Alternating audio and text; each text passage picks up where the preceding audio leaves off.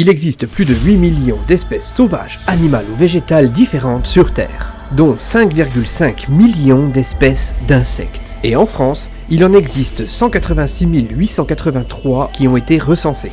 Waouh! Je ne pensais pas qu'il y en avait autant. C'est impossible de toutes les connaître. Ouais, c'est fou! Dans cette vidéo, tu vas découvrir 10 faits insolites sur quelques-uns de ces espèces animales.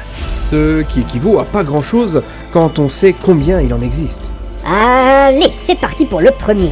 Reste bien jusqu'au bout de la vidéo et tu seras très surpris par les derniers. Et en fait, si t'es pas encore abonné, n'oublie pas de le faire, de cliquer sur la petite cloche pour avoir les notifications et de nous mettre un joli pouce en l'air, ça fait toujours plaisir.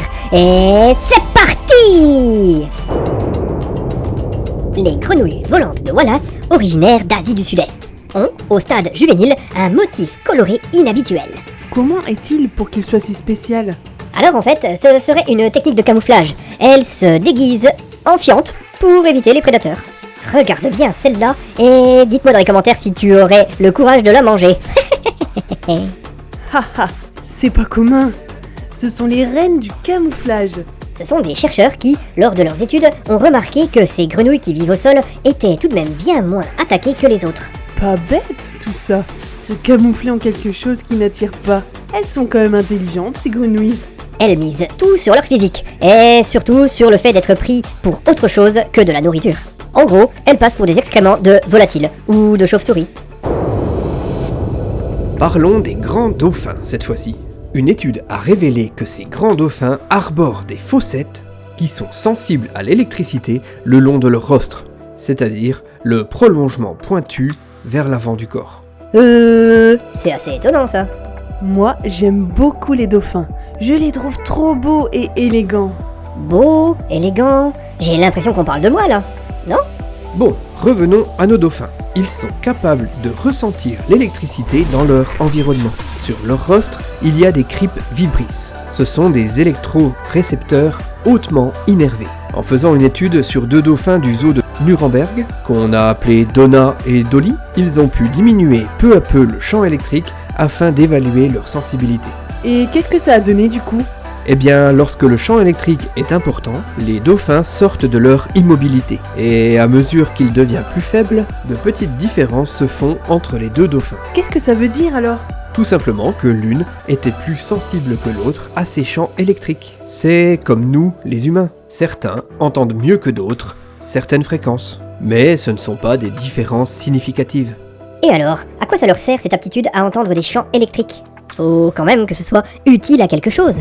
Selon les chercheurs, cette sensibilité les aiderait à chercher des poissons cachés dans les sédiments sur les derniers centimètres avant de les attraper. Enfin, les chercheurs n'ont pas fini de déterminer tout ce que cela pouvait engendrer. Partons en Indonésie où une femelle nommée Delila a donné naissance à un rhinocéros mâle au sein du parc national Waikampás, à Sumatra. Qu'a-t-il de si particulier ce rhinocéros? En fait, il faut savoir que c'est une espèce en voie d'extinction. Ce rhinocéros est né dans une réserve de l'ouest de l'Indonésie dans le cadre d'un programme qui vise à sauver une espèce dont il reste peut-être à peine 80 animaux si ce n'est moins. Ah ouais, quand même. C'est pas énorme. Le petit rhinocéros pesait 25 kg à la naissance. Plus petit de tous les rhinocéros, il peut quand même atteindre un poids de 1,5 tonnes à l'âge adulte. Bah, vaut mieux pas se retrouver sur son chemin, hein. Haha! Et c'est donc la 5e naissance dans le cadre de ce programme.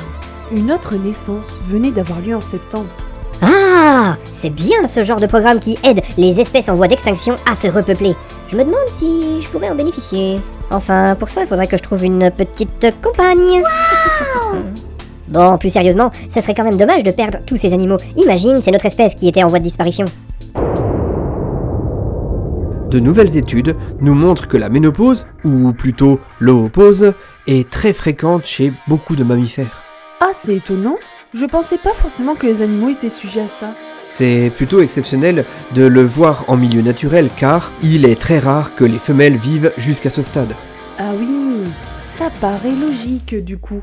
Et non, l'être humain n'est pas le seul à connaître ce phénomène. En fait, il est très difficile d'identifier les symptômes de la ménopause chez certains animaux. On a pu le voir dans une étude mettant en évidence une ménopause chez l'orque et chez le globicéphale. Eh bien, on mourra moins stupide. Et si on parlait d'escargots maintenant? Ah, ces toutes petites bébêtes que l'on mange à Noël? Entre autres, oui, mais ici il s'agit d'escargots spéciaux. Ah bon? Bah je me demande bien ce que tu vas m'apprendre. Il existe plusieurs espèces d'escargots du genre Pophania qui vivent en Thaïlande et qui produisent une couleur verte grâce à des cellules spécialisées situées autour de leurs pieds et dans leur manteau. C'est ce qu'ont rapporté des chercheurs de l'université de Chulalongkorn. Waouh! C'est pas mal ça, mais pourquoi faire? Ça, c'est un rôle qui reste à explorer. Les chercheurs ont encore du travail à mener pour nous en dire un peu plus là-dessus. Et au fait, sais-tu que les éléphants n'existent pas? Mais qu'est-ce que tu racontes encore? Bah oui, c'est une tromperie. Quel humour, Léon! Non mais sans rire, tu savais que les éléphants aiment faire des longues promenades sous l'eau? Bah non, tu me l'apprends. Ce sont des animaux terriens, donc j'ai pas pensé à ça, moi. Nous, pour respirer sous l'eau, il nous faut un tuba de la longueur d'une trompe d'éléphant pour éviter la pression. Les éléphants ont des poumons tellement stables qu'ils peuvent inhaler l'air à la surface de l'eau avec leur trompe d'une longueur d'1,50 m. Waouh, j'imaginais pas que leur trompe était si longue. Cette caractéristique physique leur permet de faire de longues promenades sous l'eau. Le 7e animal, c'est le kangourou. Et non, on ne va pas vous parler des boxeurs qui combattent avec des kangourous. Ni de leur poche ou de leur bébé. Vous voulez parler de quoi alors? Qu'est-ce qu'on ne sait pas sur eux? Eh bien, est-ce que tu savais qu'un kangourou est incapable de faire des bonds si sa queue ne touche pas le sol? Quoi? C'est étrange ça. Bingo! Je ne le savais pas. Et ouais, il y a toujours des trucs comme ça qui sortent de l'ordinaire. Bon, allez, on t'explique vite pourquoi c'est pas possible. En fait, sa queue lui sert de support et de balancier lors de ses bonds. Ce qui veut dire... Ce qui veut dire en quelque sorte que c'est sa queue qui lui permet de sauter. Plus puissante qu'une patte, sa queue lui sert de propulseur vers l'avant. Et lors d'un saut, elle lui sert de stabilisateur. Alors que l'homme peut sauter à 2,45 m de haut et 8,95 m de long, le kangourou, lui, est capable de sauter 3,30 m de haut et jusqu'à 9 mètres de long. Hé Cathy, est-ce que tu aimes bien les écureuils? Ça va, c'est plutôt mignon, mais je sais que dans certains endroits, il y en a tellement que ça peut être embêtant. Et si je te disais qu'il existe des écureuils volants, tu me croirais? Bah, je sais pas, explique-moi et on verra. Ils ont un parachute intégré à leur corps. Il est composé d'une membrane, de la peau, entre les pattes avant et les pattes arrière. Et donc, quand ils étendent leurs membres, ils peuvent planer d'arbre en arbre sur une distance jusqu'à 400 mètres. Non, c'est un truc de dingue.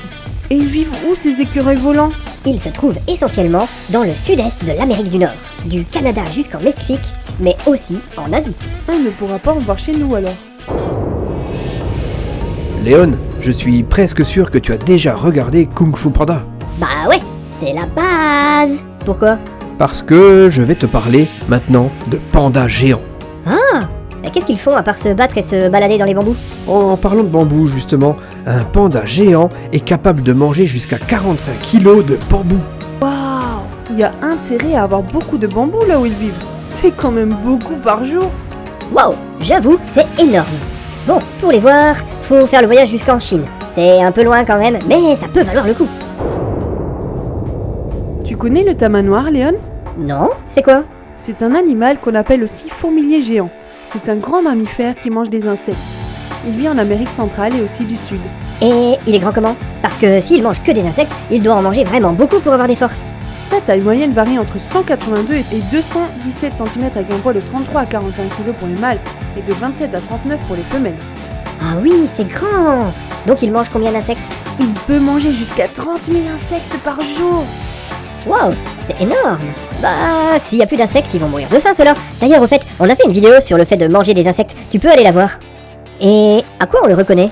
Pour le reconnaître, on sait qu'il a un museau très allongé, une queue touffue, des griffes avant longues et son pelage est de couleurs distinctes. Ça doit être assez spécial à voir quand même. C'était le chat perché, et si tu veux être heureux comme un tamanoir, tu peux suivre cette citation à la lettre. Pour être heureux, inspire-toi de la conduite des animaux. Van Min. Je vous dis à la semaine prochaine. Allez, ciao!